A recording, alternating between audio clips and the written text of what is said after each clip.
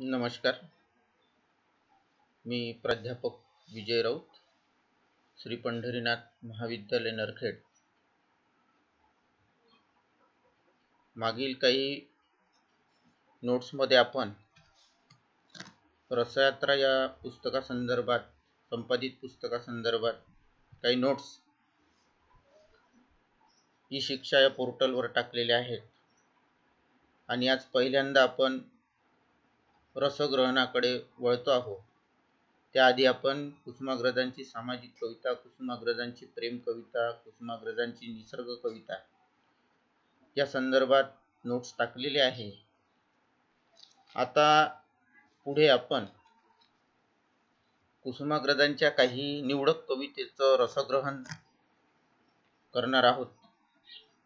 परीक्षेत विचारलेल्या प्रश्नांच्या अनुषंगाने रसग्रहणात्मक जे प्रश्न असतात कवितेसंदर्भात, ते विद्यार्थ्यांना लिहिताना सोपी जावं आणि या एकाच व्हिडिओद्वारे त्यांना एका कवितेचा अर्थ, आशय, सौंदर्य समजून जावं या हेतूने आपण हे रसग्रहण या ठिकाणी मांडणार आहोत. आजचा आपला विषय आहे कुसुमाग्रजांची कविता हिमलाट. हिमलाट ही कुसुमाग्रजांची अतिशय गाजलेली आणि सुंदर, रचनात्मक दृष्ट्या सुंदर अशी कविता आहे. कवितेच्या आशय विषयाच्या संदर्भात आपण सुरुवातीला बोलू आहे की या कवितेचं स्वरूप जे आहे ही वर्ग संघर्ष प्रकट करणारी कविता आहे. भांडवलदार आणि मजूर, श्रीमंत आणि गरीब, कामगार आणि मालक यांच्यामधला जो संघर्ष आहे हा पूर्वापारपासून चालत आलेला संघर्ष आहे. तो संघर्ष हिमलाट या प्रतीकाच्या माध्यमातून या कवितेमध्ये कुसुमाग्रजांनी अतिशय सुंदर रीतीने हाताळलेला आहे. एक प्रतीक घेऊन त्या प्रतीकामध्ये जे वास्तव आहे ते गुंफून त्याची पृथकात्मक अशी निर्मिती करून, वैशिष्ट्यपूर्ण अशी निर्मिती करून ती वाचकापुढे सादर करणे हे कुसुमाग्रजांच्या कविता लेखनाची एक वैविध्यपूर्ण अशी शैली आहे. हिमलाट हे वर्ग संघर्षात्मक शीर्षक आहे. वर्ग संघर्ष यामधून सूचित होतो. हिमलाट हा एक संकट आहे. हे संकट सामान्य माणसावर जास्त आक्रमण करते आहे.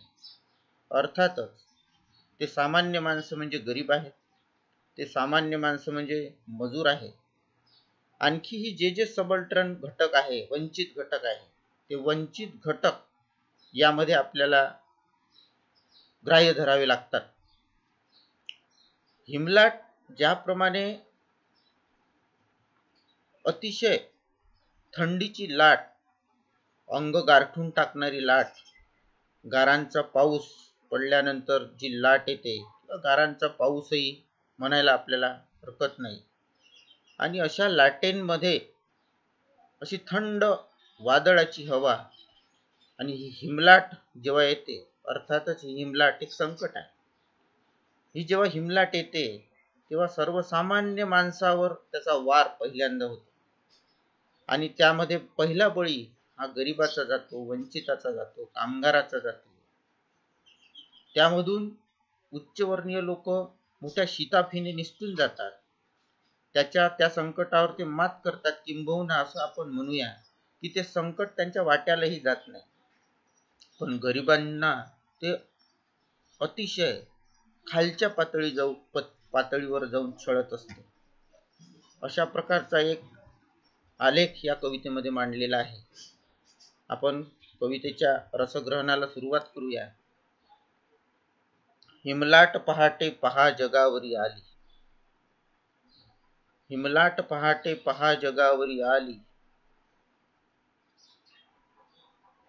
मुखी पिळून मध्यास्त व द्राक्षांचे घोस, पाडीत मळे मोत्यांचे चरणी ओस, उद्दाम धावते करीत दुभंग धरेस, करकरा पाखरे रगडी दाता खाली, हिमलाट पहाटे पहा जगावरी आली. त्या हिमलाटेचं वर्णन त्यांनी सुरुवातीला केलेलं आहे. हिमलाटेचं स्वरूप कसं आहे, हिमलाटेचं वैशिष्ट्य काय आहे, या सगळ्या बाबी इथे त्यांनी अतिशय चांगल्या रीतीने सुव्यवस्थित रीतीने मांडलेल्या आहेत. ही हिमलाट पहिला आक्रमण करते शेतकऱ्यांवर, जो शेतकरी गरीब आहे आणि जो आपल्या भारताच्या पाठीचा कणा आहे असं आपण म्हणतो. तर ही हिमलाट पहिल्यांदा त्यांच्यावर वार करते. त्यांच्या शेतातील अन्नधान्य, ज्वारी असो, गहू असो, कुसुमाग्रज नाशिकचे होते, त्या परिसरात द्राक्षांचं पीक जास्त येत होतं, म्हणून भौगोलिक प्रभाव त्यांच्यावर त्या द्राक्षाचा आहे असं आपण म्हणू. भौगोलिक प्रदेशाचा प्रभाव हा प्रत्येक साहित्यिकावर पडतोच, हे आपण साहित्यात शिकलेलो आहोत.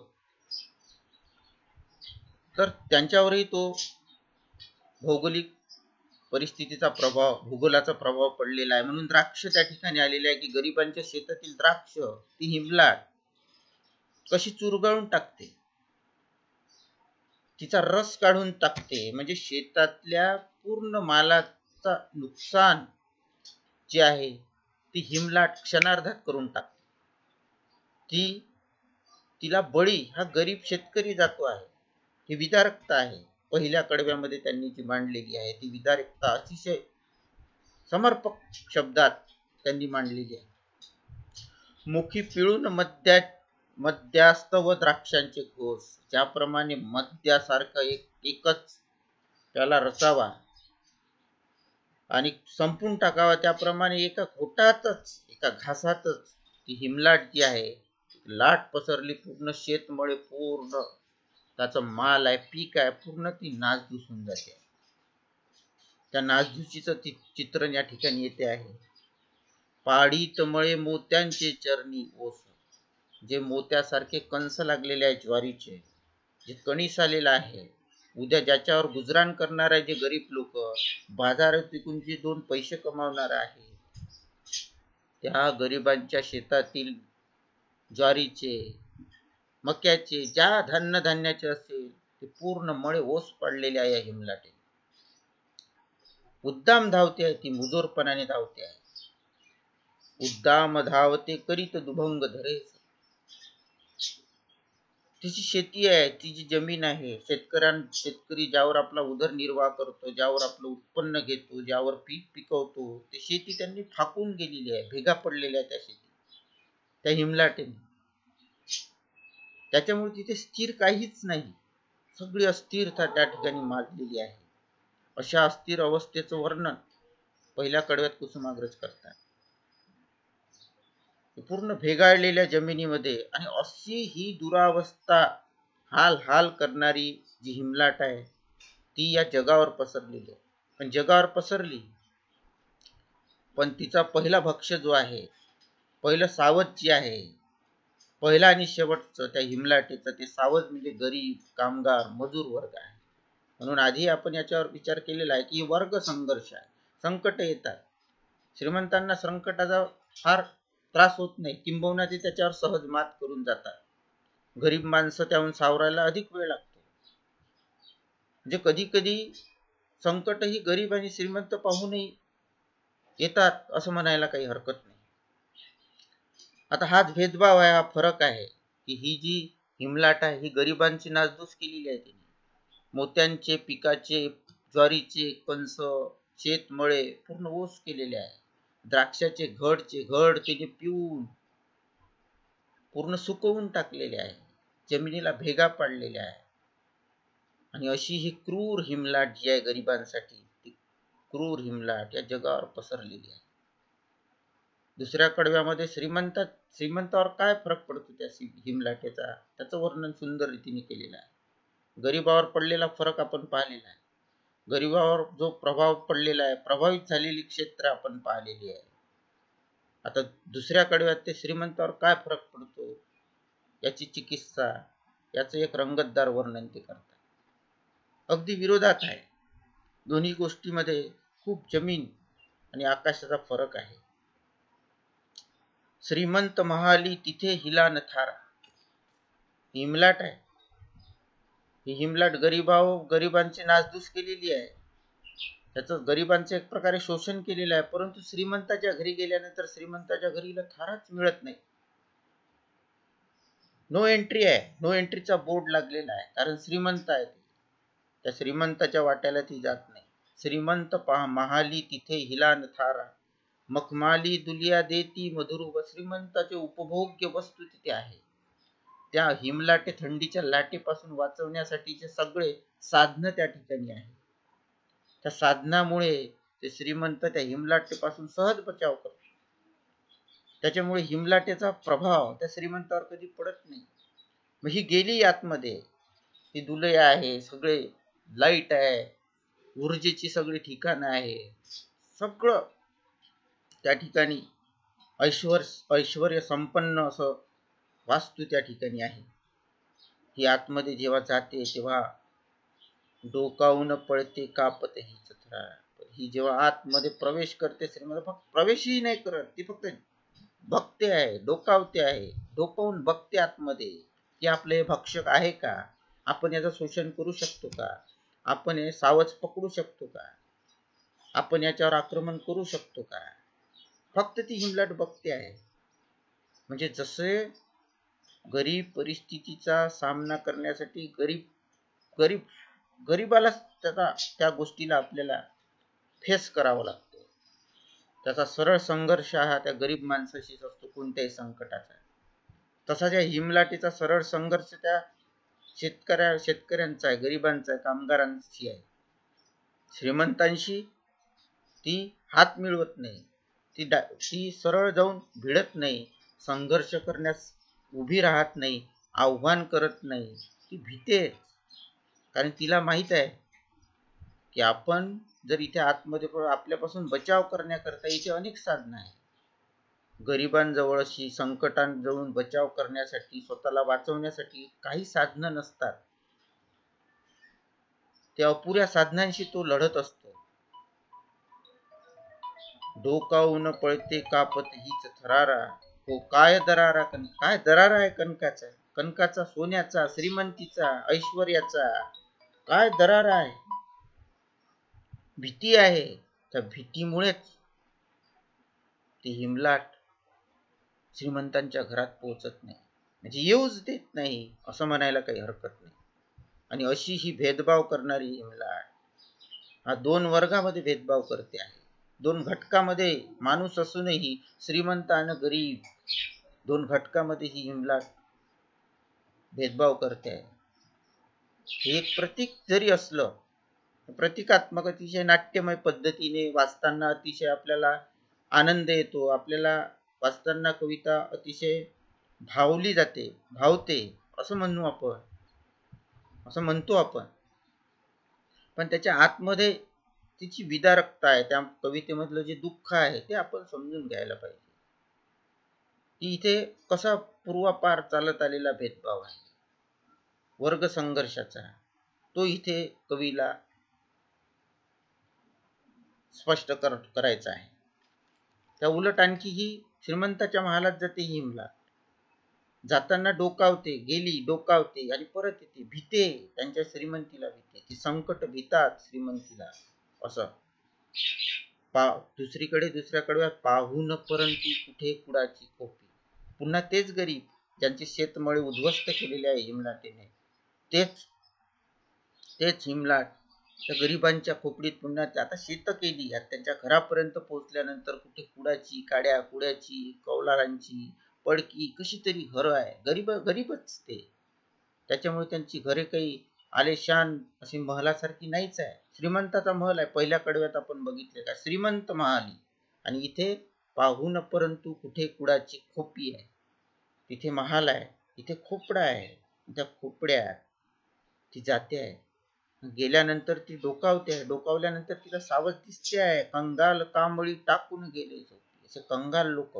कंगाल का बरं झाले? कारण आधीच त्या हिमलाटेने त्यांच्या मळ्यातले सगळं अन्न धान्य पीक उद्ध्वस्त केलेलं आहे. हे कंगाल झालेले आहे हे आता शेतकरी मजूर, आणि ते असे झोपी गेलेले, खाली झोपी गेलेले आहे.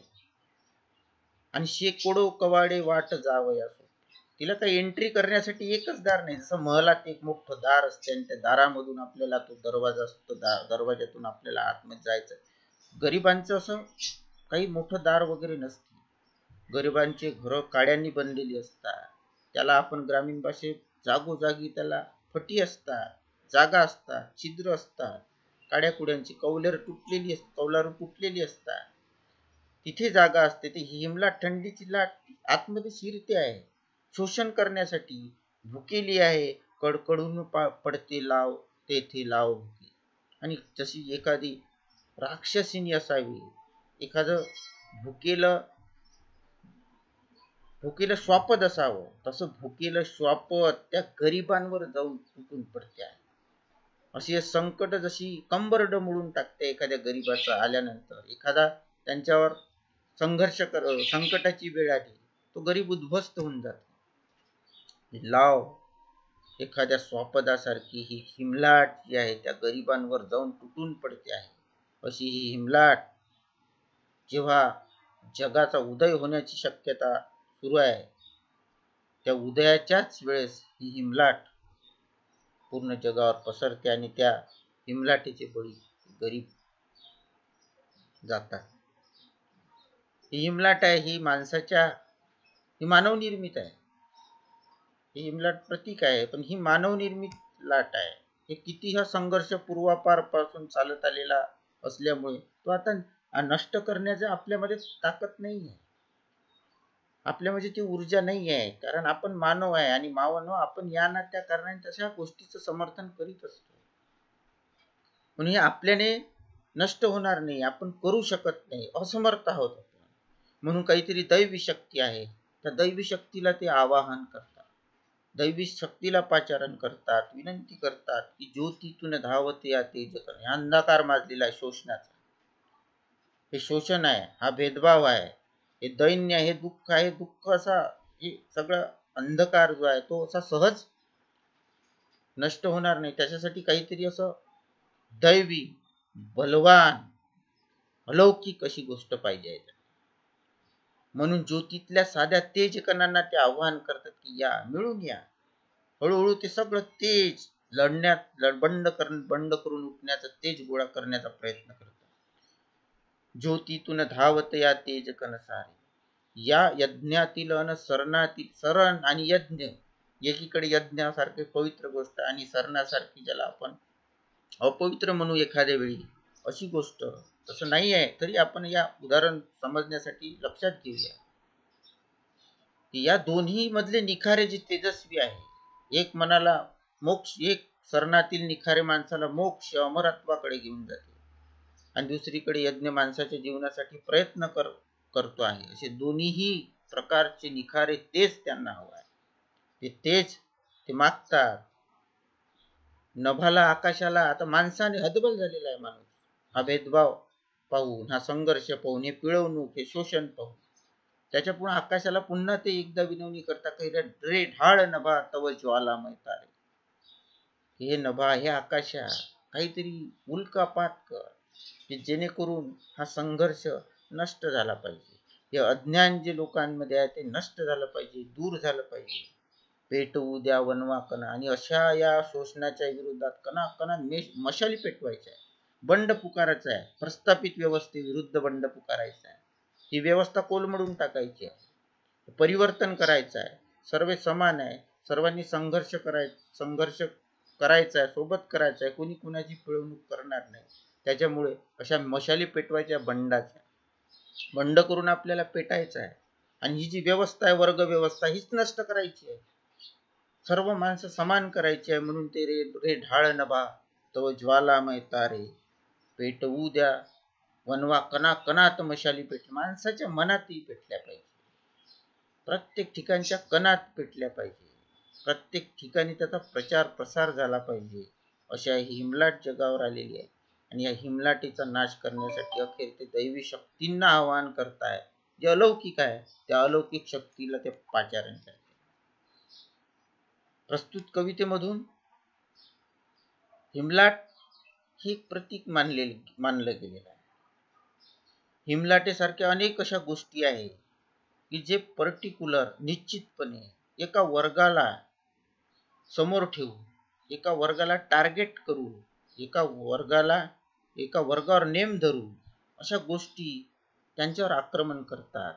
त्यांच्यावर ते जाळे असे फेकले जातात आणि त्याच्यामध्ये तो गरीब, कामगार, मजूर होरपळून जातो, वंचित माणूस होरपळून जातो.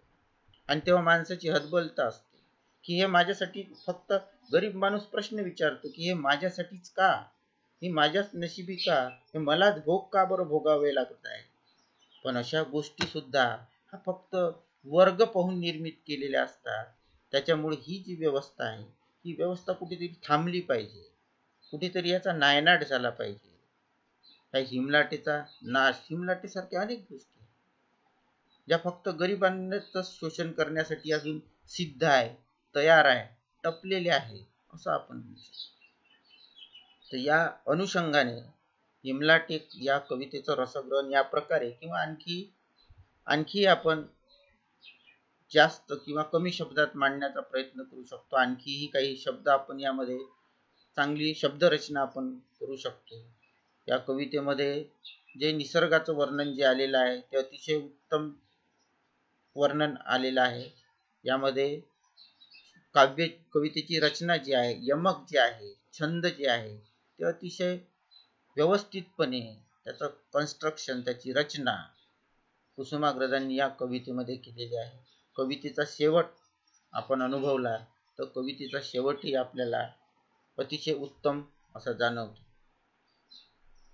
हे आज आपण हिमलाट या कवितेचं थोडक्यात रसग्रहण पाहिलेलं आहे. विद्यार्थ्यांना या व्हिडिओ माध्यमातून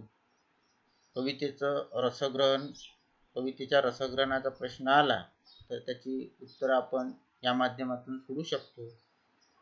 तेवढं आपण या व्हिडिओ मार्फत काही मौलिक देण्याचा प्रयत्न केलेला आहे. धन्यवाद.